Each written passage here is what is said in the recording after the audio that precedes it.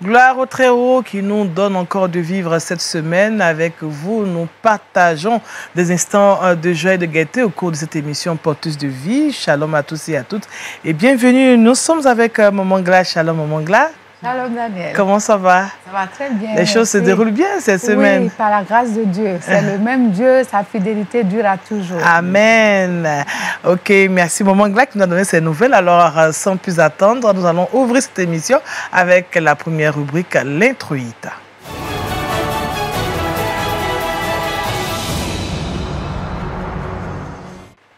Merci à tous nos frères et sœurs qui nous suivent à cette émission Porteuse de vie.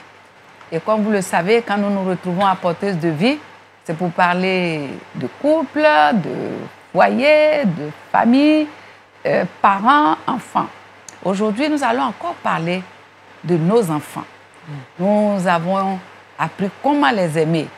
Et dans notre manière de les aimer, il y a aussi l'éducation qu'on leur donne. À l'école, ils ont aussi besoin de nous.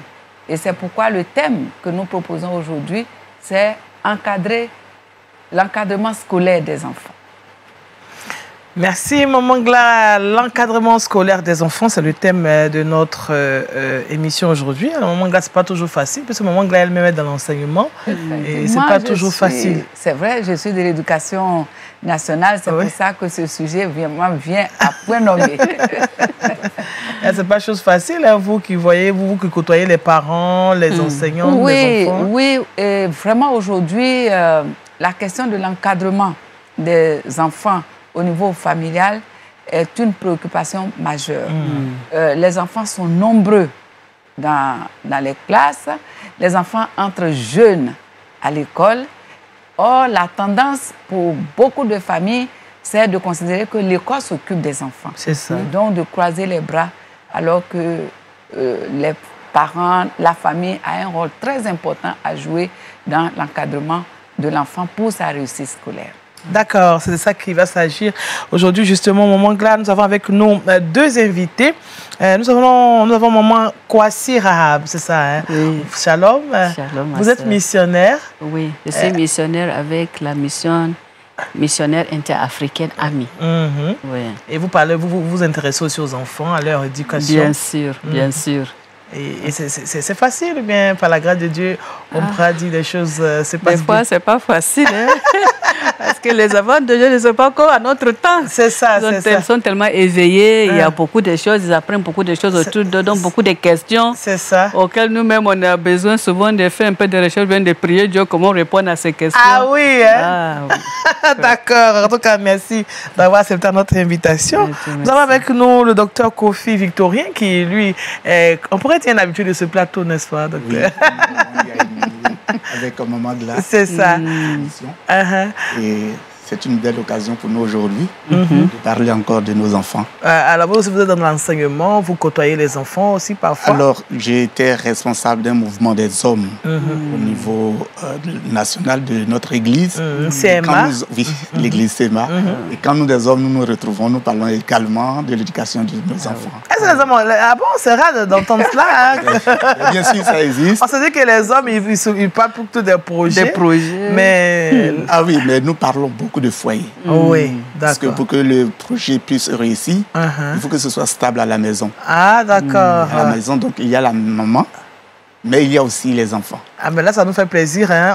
Au moins, on sait que quand vous êtes en groupe, entre hommes, vous parlez de nous, c'est bon. En tout cas, merci à vous. Nous allons donc partir pour la rubrique Le Petit Débat.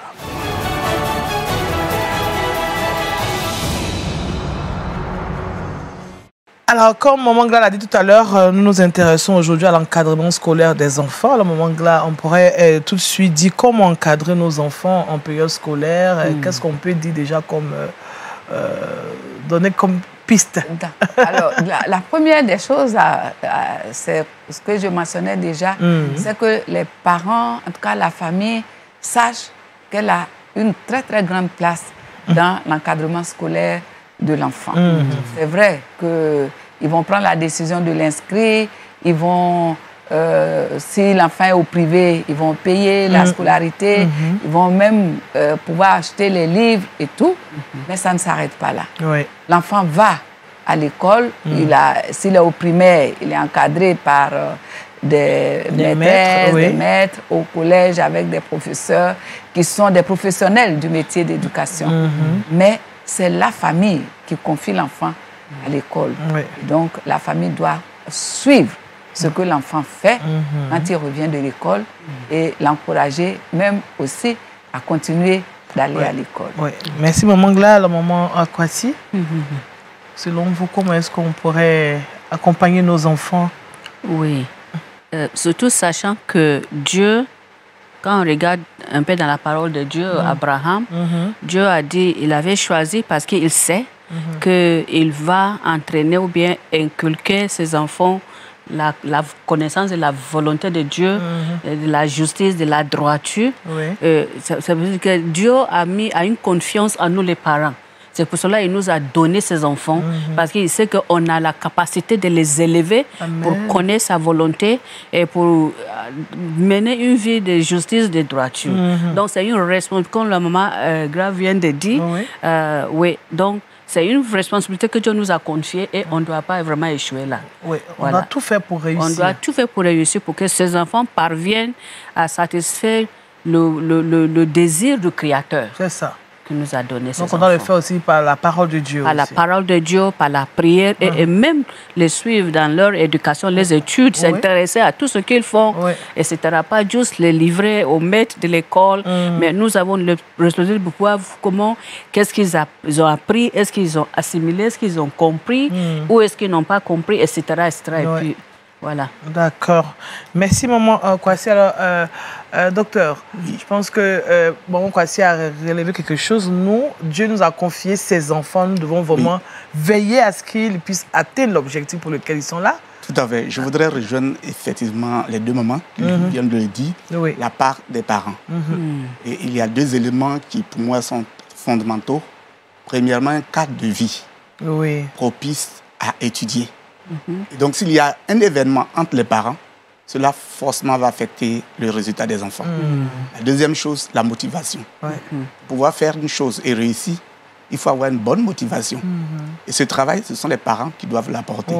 Un peu comme l'Éternel disait à Josué, que ce livre de la loi ne s'éloigne point de ta bouche, on médite le jour et nuit pour réussir. Pour réussir. Et puisque Josué savait qu'il devrait réussir, et qu'il avait pour objectif d'amener le peuple d'Israël à Canaan, il s'est mis à méditer la parole de Dieu nuit et jour. Et pour que l'enfant étudie, il faut bien lui dire pourquoi est-ce qu'il va à l'école, pourquoi faire, et qu'est-ce qu'il deviendra s'il néglige l'école. D'accord. Et ça, c'est donc ce travail, c'est le parent qui doit apporter cela à l'enfant pour qu'il ait une motivation intrinsèque, qu'il se décide d'étudier, qu'il se décide de suivre exactement ce que les apprenants qui vont donner, évidemment, les techniques pédagogiques ensuite, mais d'abord, il faut que l'enfant soit préparé avant d'aller à l'école. D'accord, merci, docteur. Alors, moment là, généralement, on a l'impression que c'est l'école qui doit tout faire. Vous l'avez révélé. L'école doit tout faire. On confie l'enfant au maître. Et puis, bon, on ne regarde plus. On se dit, mais si l'enfant va à l'école, c'est déjà bon. Et moi, bon, qu'est-ce qui motive? Enfin, qu'est-ce qui entraîne cela? Est-ce que c'est parce que les parents ont tendance à démissionner ou bien ils sont peut-être trop occupés? Tu viens de sortir le mot Daniel, le mot démission. Et c'est vraiment le sentiment que les professionnels de l'éducation ont aujourd'hui, que les parents ont démissionné. Normalement, quand un enfant est à l'école, le parent doit connaître le maître, si c'est au niveau du primaire. Et au niveau secondaire, comme il y a beaucoup d'enseignants, mais là où l'enfant a quelques difficultés, le parent doit pouvoir être en contact avec l'établissement pour qu'il soit mieux situé. Il y a par exemple des cadres que l'éducation, l'école crée, des réunions de parents d'élèves. Mais quand on invite les parents à une réunion, on envoie la servante, on envoie le gardien, on envoie le grand frère qui est parfois lui-même dans le même établissement. Et le résultat n'est pas bon. Mais on ne peut pas avoir contact avec le parent pour lui expliquer véritablement ce qui se passe, pour qu'ils puissent prendre le relais à la maison et apporter, je pourrais dire, un complément adapté aux besoins de l'enfant. Donc, il y en a, même quand on finit le trimestre, vous venez chercher le bulletin, les bulletins s'entassent. Les parents n'ont pas le temps. N'ont pas le temps. Ouais. Et c'est vraiment le sentiment que cela donne. Et ça agit négativement sur le travail des enfants et même sur leur comportement en général. Parce que, bon, ils se sentent abandonnés, ils font ce qu'ils veulent, ils cherchent comment combler cela et pas toujours de la bonne manière. Merci, maman Glala, maman Kwasi. Je vous vois acquiescer. Oui, je crois en tant que parent, on doit vraiment s'intéresser à nos enfants parce que si nous aimons ces enfants, on pourra au moins s'intéresser à tout ce qu'ils font. Par exemple, quand l'enfant passe seulement s'assurer qu'il va à l'école, il a son petit déjeuner ou bien son goûter, etc. Mais quand l'enfant revient, il faut qu'on ait le temps pour ses enfants. Qu'est-ce que vous avez appris aujourd'hui? L'enfant, il se sent il se sent aimé, il se sent aimé et que tu es intéressé à ce qu'il fait. Tu as eu des problèmes, quels sont les problèmes? Qui est le nom de ta maîtresse? Vous avez fait quoi aujourd'hui? Et ton ami, qu'est-ce que vous avez mangé? Par exemple, comme ma fille, eux, ils mangent là-bas à la cantine. Qu'est-ce que vous avez mangé aujourd'hui? Etc. Tu as aimé le plat? Un échange pour que l'enfant développe cette attitude de un partage, une amitié avec la maman où elle peut vraiment tout partager. Et là, s'il y a un petit problème dès le début, tu pourras réaliser ça vite et puis commencer à travailler là-dessus. C'est ça. Voilà, si l'enfant a eu un problème avec la maîtresse ou bien avec son ami de classe, il pourra, maman, j'ai eu ce problème avec telle personne, mais qu'est-ce qui s'est passé? Il va t'expliquer, et bien, mais pourquoi tu as fait comme ça? Mais si tu avais fait comme ça plus tôt, est-ce que ça allait arriver à un bagarre? Du coup, il y a un échange donc il y a un échange qui doit le parent et l'enfant. Avec l'enfant.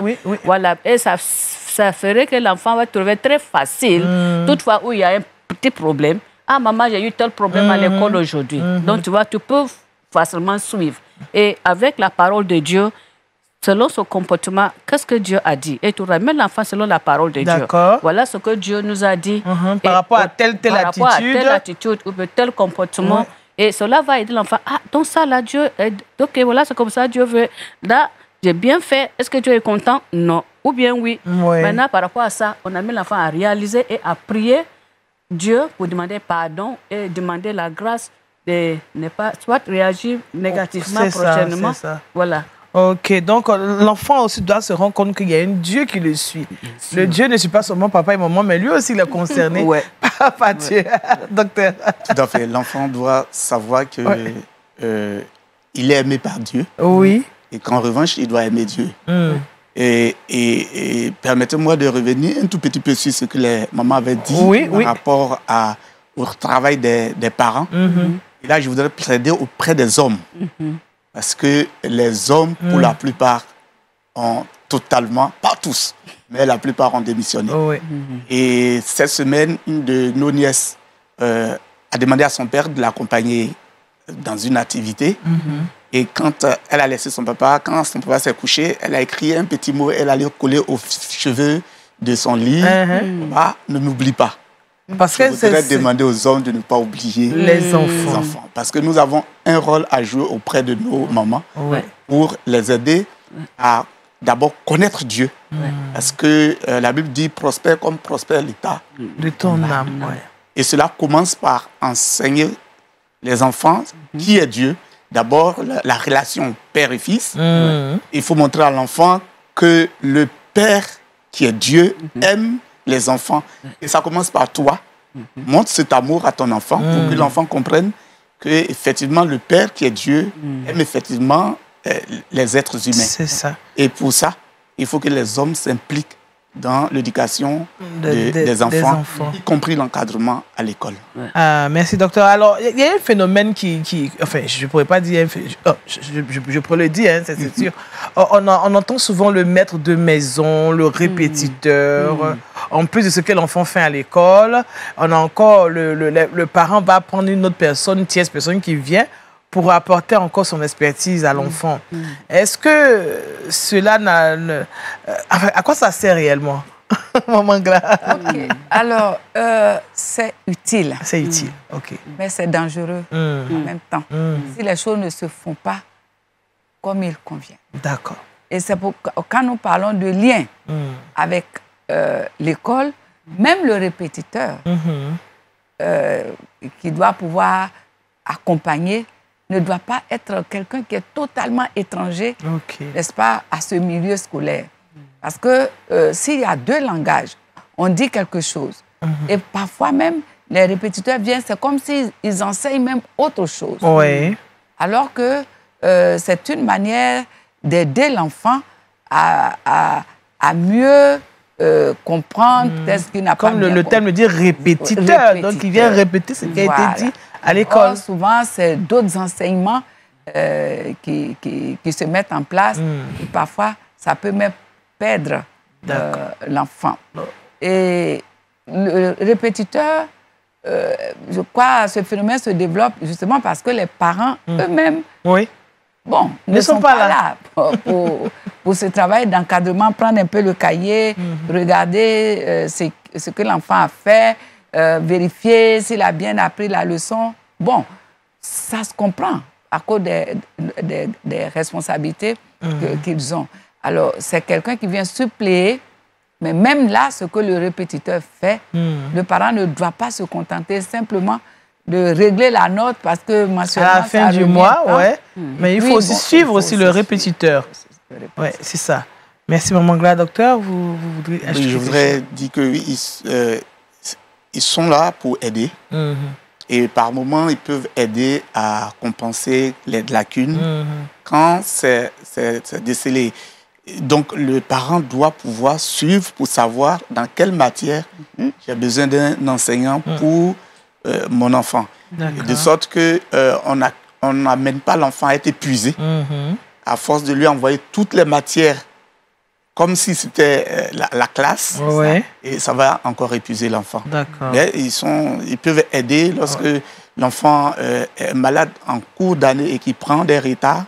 Le répétiteur peut l'aider à rattraper le niveau des autres. D'accord. Merci, docteur. Maman, voici, vous avez quelque chose à dire par rapport au répétiteur? Bon, je vais juste ajouter aussi que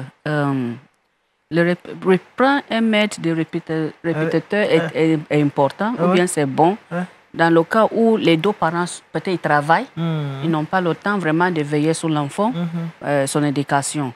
Mais dans le cas contraire, souvent, moi, je dis, la maman, si elle a plus de temps, peut avoir le temps pour vraiment travailler avec l'enfant.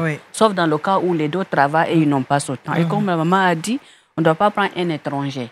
Quelqu'un, parce que souvent, quand on prend le répétiteur, on ne s'intéresse pas à ce qui se passe. Et puis, qu'est-ce qui se passe entre ce maître de maison avec l'enfant, on ignore.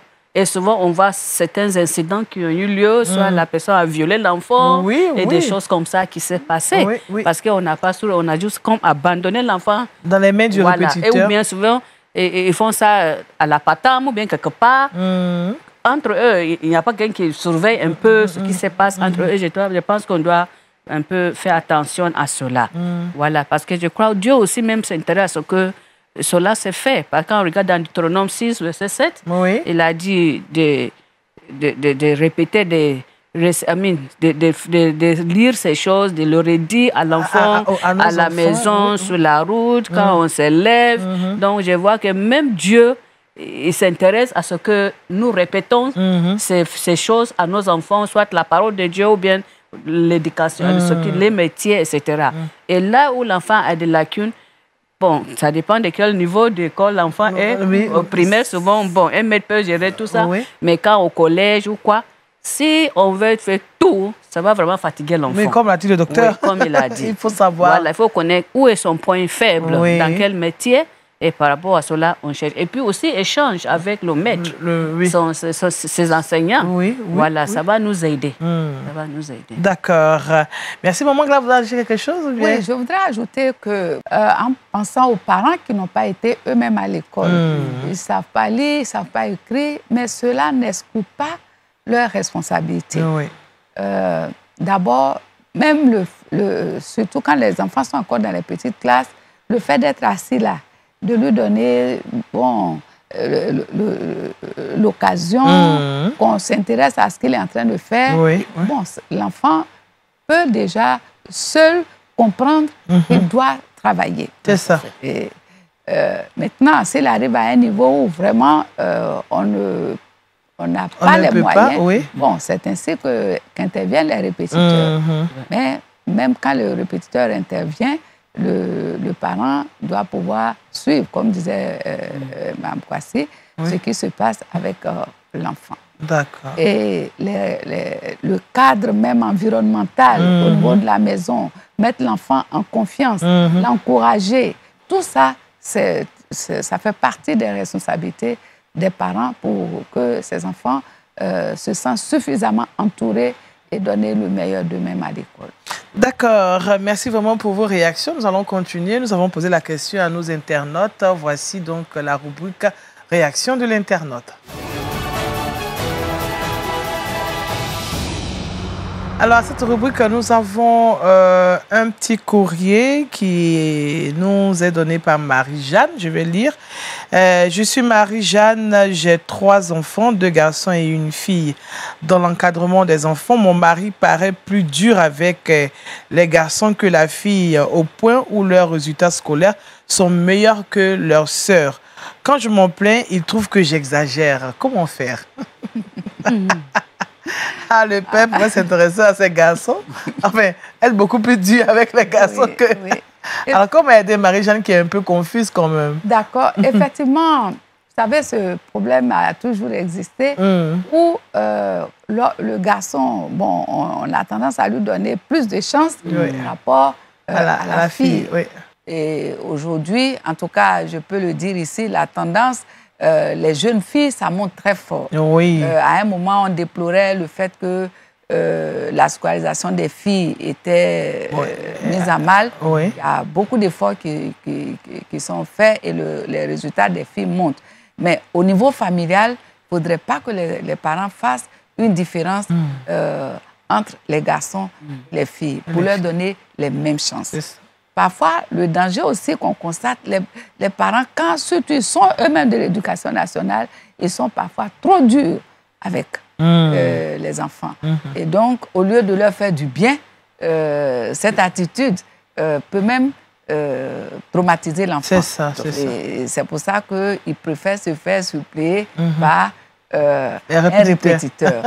Mais l'équilibre, en tout cas, doit être soutenu pour donner les mêmes chances aux garçons comme aux filles. Aux filles. Alors, maman Kwasi?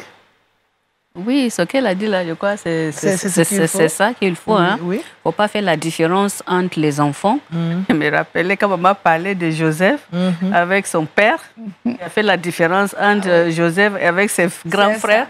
Et ça a créé de jalousie et de problèmes, etc.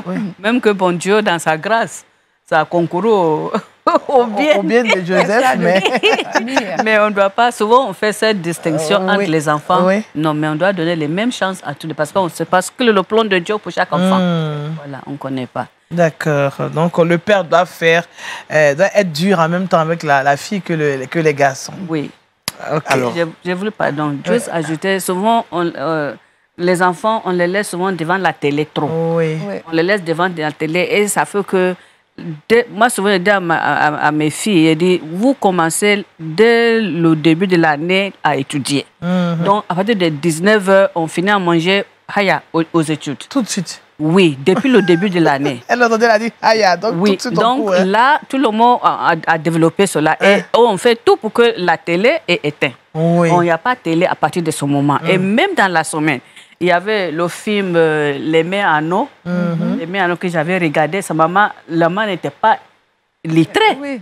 Mais elle a imposé une discipline à ses garçons. Enfants, au point où le petit qui était comme nul est devenu le meilleur de sa classe. Voilà. Et même un chirurgien qui pouvait, comment on appelle ça, quand les enfants sont collés là, le premier qui pouvait les séparer. Et pourquoi? Parce que la maman a imposé une discipline. Donc je crois que il faut que ça se fasse. Voilà. D'accord. Merci maman Kwasi, papa docteur Victorien. Oui, alors il y a 2 écoles. Il y a l'école asiatique avec la main dure pour voilà, éduquer les enfants. Et puis, il y a l'école de l'Europe du Nord, où on responsabilise les enfants. Et même, on nous raconte que pendant des devoirs, il n'y a personne pour surveiller. On vient disposer des feuilles et celui qui doit surveiller se retire. Mais parce qu'ils ont été éduqués à ne pas tricher, ils le font convenablement. Ce qui doit avoir lieu dans leur couple, c'est d'étudier ce qu'il faut pour chacun des enfants. D'accord. Je ne suis pas certain que la pression que le père met sur les garçons, la fille pourrait supporter. Étudier donc la fille, voir quel est son besoin. En fait, le problème, c'est un problème de couple. D'accord. Il faudrait que les deux s'asseyent pour s'accorder sur la méthode d'encadrer l'ensemble des enfants. Surtout qu'ils sont trois. Hein, donc, ils sont trois. Il faut savoir faire les choses pour éviter les débordements. Voilà. Est-ce qu'on peut mettre la même pression sur la jeune fille? On ne sait pas encore quel est l'âge. Voilà, si elle est un peu plus petite. Peut-être que pour le père, ce n'est pas encore l'âge de mettre la pression. Donc, okay. Je ne le défends pas. D'accord, je vous comprends. Qu'il s'accorde dans le foyer. D'accord, merci. En tout cas, je pense que notre sœur Marie-Jeanne a eu l'information. Donc, on va continuer puisque nous sommes déjà presque à la fin. On va maintenant passer à la rubrique Bon à savoir.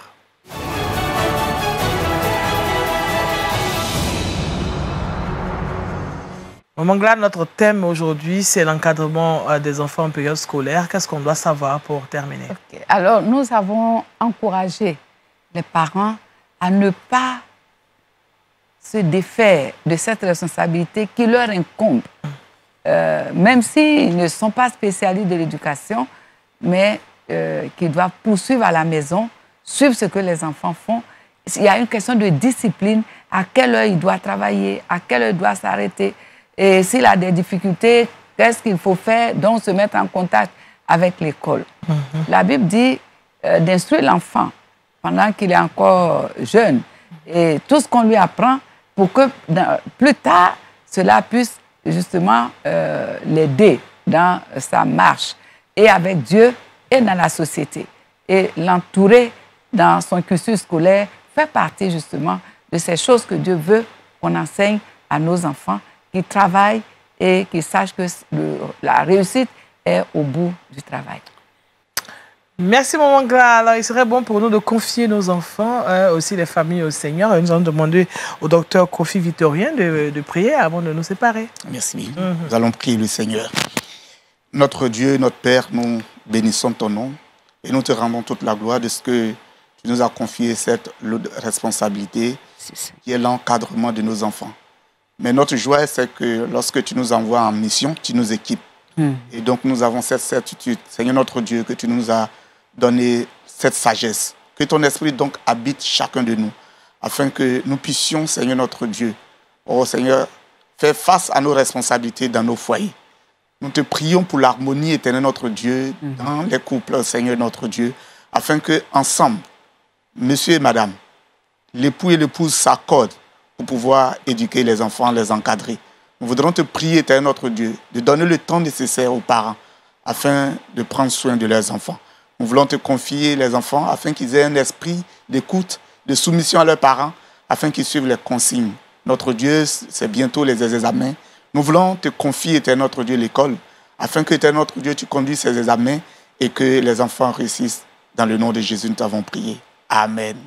Amen. Merci au docteur Kofi Victorien, aussi à maman Rahab Kouassi, missionnaire, qui était avec nous. Merci à maman Gla, qui m'a donné rendez-vous pour la semaine prochaine. Merci beaucoup. Merci également à toute l'équipe qui nous a permis d'être chez vous. On vous souhaite de passer un excellent moment en regardant Lumière du Monde Télévision.